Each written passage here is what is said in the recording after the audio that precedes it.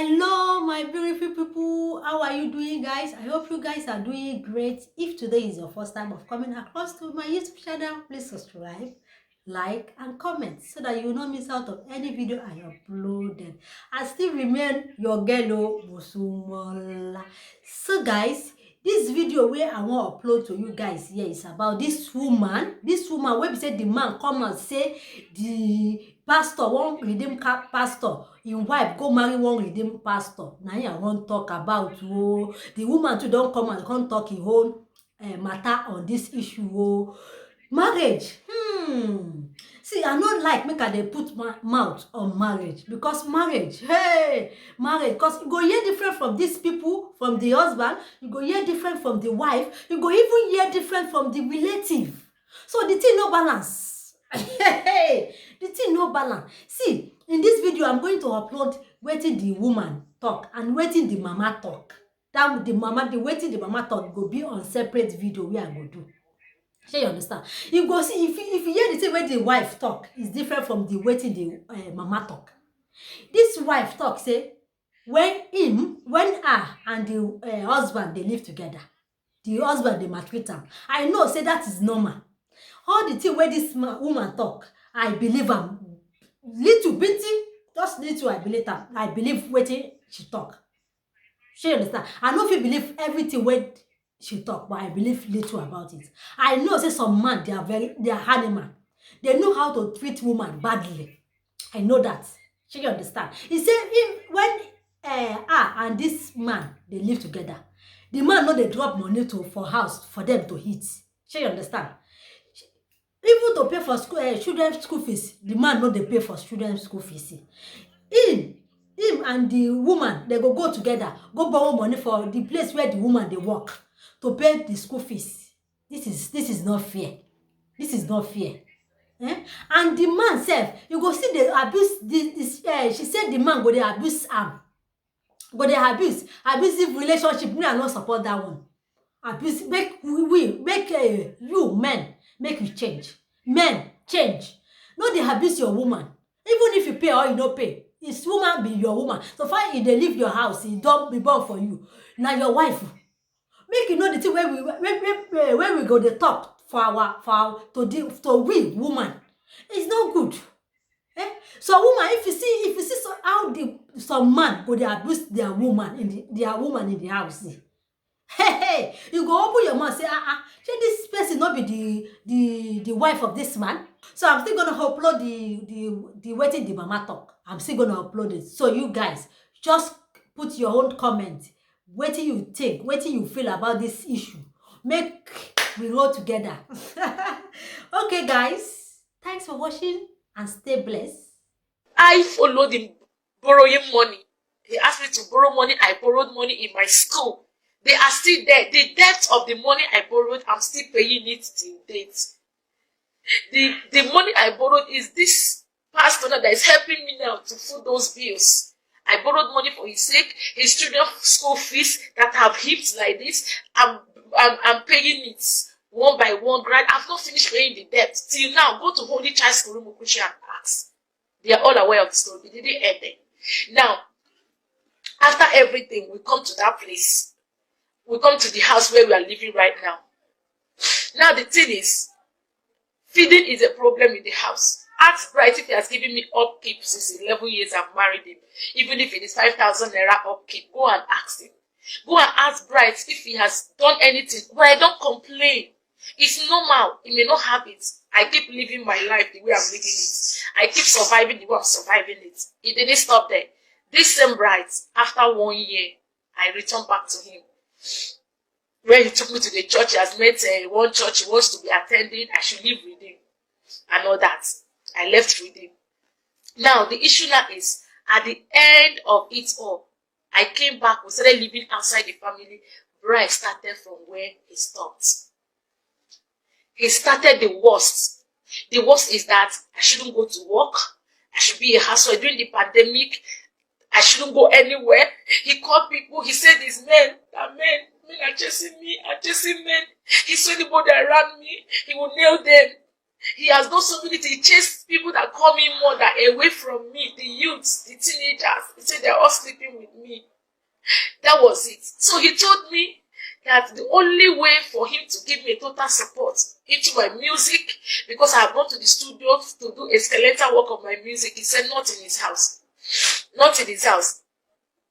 Now, the issue now is that he said I have affairs outside, that I'm marrying me, that are chasing me and all that, that I must take an oath for him. I must take an oath for him. He said I should take an oath. That's the only way you allow me to have peace in his house. I now begged him, if I take an oath, the record of the oath is with me. I recorded it. I have record of it the day I took the oath. I said, if I take an oath for you, will that make me to be a free woman? I can go. He said, I can go to the moon. He will be sleeping. I should take an oath that there is no man that is going to sleep with me, blah, blah, blah. I said, is it for both of us? He said, no, it's just him alone. I took that oath for Bright, just to prove to him that I am innocent. I took oath against my faith. I took oath against my faith, just to prove to him that I don't have any skeleton in my cupboard. And I asked him, do you have peace? I say, I have peace. But that is the worst. He started doing the worst. I'll go to borrow food outside. I'll go and, no, just negligence. Sometimes he will go carry the children and buy them food for them to eat. Me, I will stay hungry. A neighbor will just give me food to eat. I will just be surviving it. I said, enough is enough. I'm not going to die. He looked at me one morning. He said, there is no marriage between us. That I'm just in his house wasting his time. That I'm a smelling thing. He chased me out of our room. That I'm a smelling thing. That smelling thing, he called smelling thing. He thrown in the garbage. He threw me in the garbage thinking I'm going to die. He said he's going to make my life miserable. But when last I hear about his name, I will run away. That's what he told me. And I told him I'm not going to die. That he's going to make my life miserable and all that. Now, the last straw that breaks the camel's back is that I refuse taking all these things. He told me vividly that number one, he's going to put acid in my cream. I don't want to bring my children into this. Because even my children became scared and they were crying. My son will embrace me. My son of 4 years will embrace me and say, Mommy, don't worry, I will take care of you.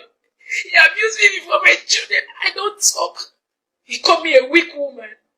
And you came on social media to tarnish an innocent man's image. You came on social media, Bright. You've done your worst. You want to get fame. You beg to your knee that you're going to destroy me. But let me tell you, this is my rising moment. You beg on your knees that over your dead body, will you see me standing right and fulfilling my destiny? You throw me in the garbage, but the seed you throw in the garbage find a means of growing and becoming something. I decided to leave his house. How? When I left his house, one day he just locked me up and said, I'm not going for a church program. That night, he locked the door and put the key in his pocket before my kids. I said, it has gone to the extent that he started locking me and walking away. So anything can happen to me. There is fire outbreak. I can't escape anywhere. He told me that the children I'm even talking about, it's not when I'm alive to see them. I will start talking about them. When I'm alive. That when I'm dead, I'm rubbish. He move on with his life. Then highest is money. My people don't talk. And all that. He locked me up. I packed my things before his eyes. I said, Bright, it is over. Bright, it is over. I'm not going to do this anymore. This is the last straw that will break the camel's back. I can't die in your house. I can't die because I want to prove myself. I want to prove myself that I'm a good woman. Before his eyes, I packed my bags. I kept them or what. He told me to leave. That I should leave self is done with me. That it's just his children I'm taking care of. I packed my bag and I kept it. The next month, that night, I escaped by my children. My daughter went and looked for spare key. And my son, they hid the key and come and give me and say, Mommy, run away. Mommy, escape. That was how I left the house that night. That was how I escaped out of that trap. In the morning, we pack our things I packed the things, called a taxi, packed the things to my mother's house. That was on the 28th of November last year. Pastor Moses Adeeyo was not in the picture. I have nothing with him there. I went to my mother's house. Bride knew that I'm in my mother's house. Even that day as I was going, he saw me. Let's talk. Okay, can we see? I told him, I'm not, if you want us to talk, come to my mother's house. As he came to my mother's house, he saw me. I said, this is where we are. And this I want to be. I'm done. I picked up a Bible to renounce the oaths I took. He ran away. Immediately he saw me pick up a Bible. He left the house because he knew I want to renounce the oaths. I lured him one day in a restaurant. I have a record of it. The oath I renounced. I lured him, told my sister to follow me. I didn't tell my sister what I was going to do. Before I quickly bring up the Bible, I renounced the oath. I said, the oath is no longer binding me. I am a free woman. I can live my life. It's not working. Let's not kill ourselves. Go your way, let me go my way. He said over his dead body. It was not enough. It was not enough. I left. I left to Lagos on the second week of December. The first week of December, that's when I left Lagos. I was struggling. I have to squat with a friend. Because if I'm in Port Harcourt, Bright will ping me. Bright will trace me and will block my ways. That is his nature. He will always stop me on the road. I will cry, I'll be begging for rescue. I have to leave Port Harcourt so that I can have my peace. I went to Lagos. I started my life afresh. I started squatting and squatting. I got a mini job in Lagos. Nobody knew my story. I covered up. I started my life afresh. I started earning small money to be able to take care of myself. It didn't end there. That was how it happened. It was calling. I said it's over. Now, to make it official, I came from Lagos to Port Harcourt in April. He said I left his house in 7 months and I ran and lived with Pastor Moses Adeeyo. I've been in Lagos all this while. I came in April to my village. I went to my people and told them what has been going on. They shouted. I've been going through all this. I refused telling them. They invited Bright. The king of my community invited Bright and his father. He called his father. His father refused answering him. His father did not respond because they all know the story. Bright came with his friend. They told him to go and bring his father. He didn't bring his father. We had an agreement. We went to my house. My uncles, my father, the people that gave me anti-marriage sat. And I held my view. I opened my mouth and told them what has been happening. They all lamented. Even the friend he came with was shocked that he didn't tell him to this extent. Bright, they asked me if it is true. He said, yes, what I said was true. They said, but you never come to tell us that our doctor is not with you. You just sit it up all this while. But he said he doesn't know where I am, that I ran out of his house without his notice. He has been begging.